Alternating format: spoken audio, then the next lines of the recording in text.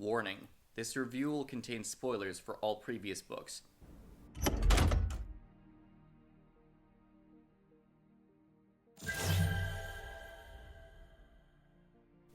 Even as the heroes celebrate, darkness continues to rise. The Titan's Curse, the third book in the Percy Jackson and the Olympian series, is a bit unique in that it's the only book in the original series that does not take place over the summer. Instead, it takes place during the winter break that happens after the events of the Sea of Monsters. Percy, Annabeth, and new cast member Talia Grace, the daughter of Zeus, go to a school dance where they're attempting to find two unaware demigods before any nearby monsters do.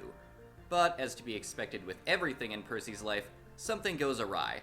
A powerful monster with ties to Kronos shows up, and after the battle breaks outside the school and the demigods are almost taken, they are all rescued by Artemis, goddess of the hunt, and her crew of eternal hunters.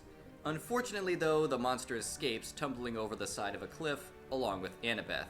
Once Artemis calls her brother Apollo to give everyone else a ride to Camp Half-Blood, she goes off to hunt some important beast.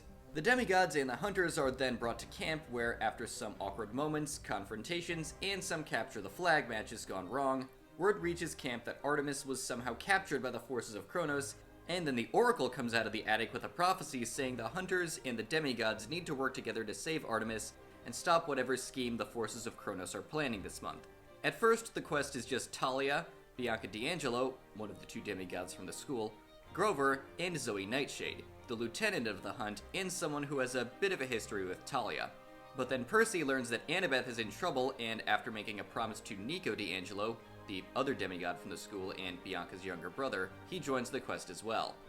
The quest itself is pretty standard for this series, in that it's a series of monster encounters with the characters finding their way to their destination. Said encounters are used to develop the characters in the world, but there's a bit more to it this time around. There are a lot more gods this time interacting with the team.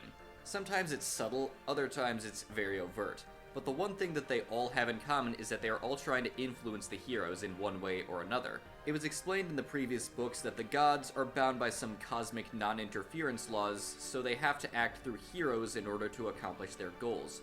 Which makes a lot of sense considering what starts to happen in this book. Everyone notices the signs that the Titans are growing in power. More of them are showing up, more followers are joining their cause, and their seats of power are rising back up, literally being reconstructed out of ruins. It really feels like the world is changing around the characters, and they need to figure out how to navigate it. Speaking of which, let's get to our main crew this time around.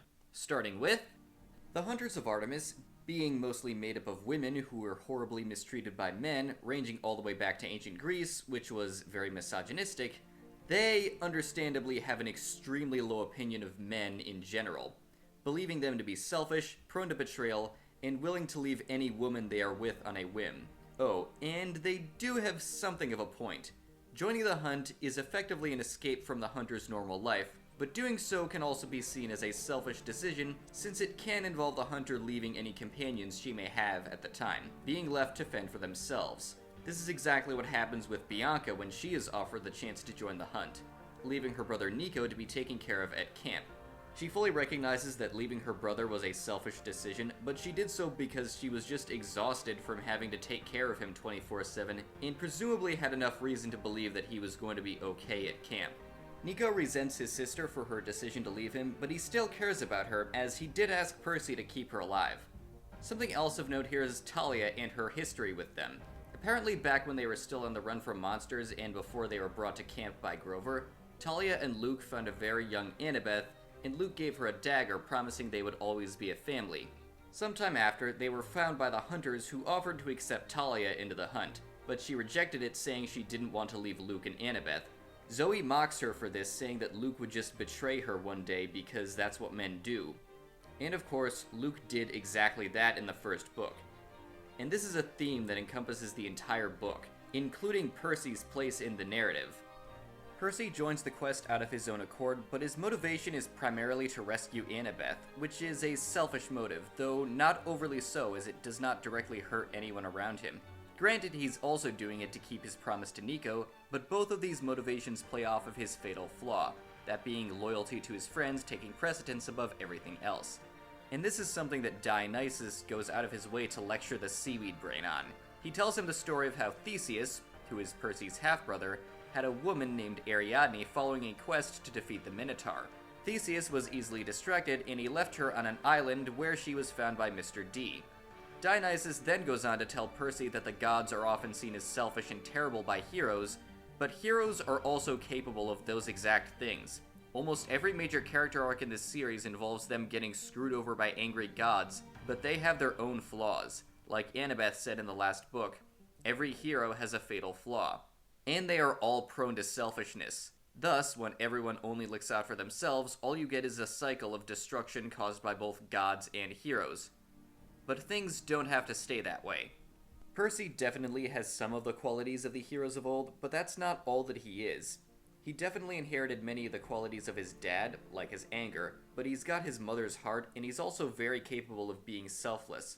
I won't spoil anything significant, but it gives Percy the ability to break the cycle of selfishness, and what precisely that entails, I'll get to later.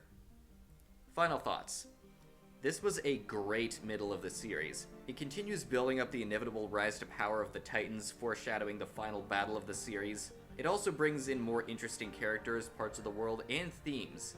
I was genuinely surprised by how well it held up upon a reread.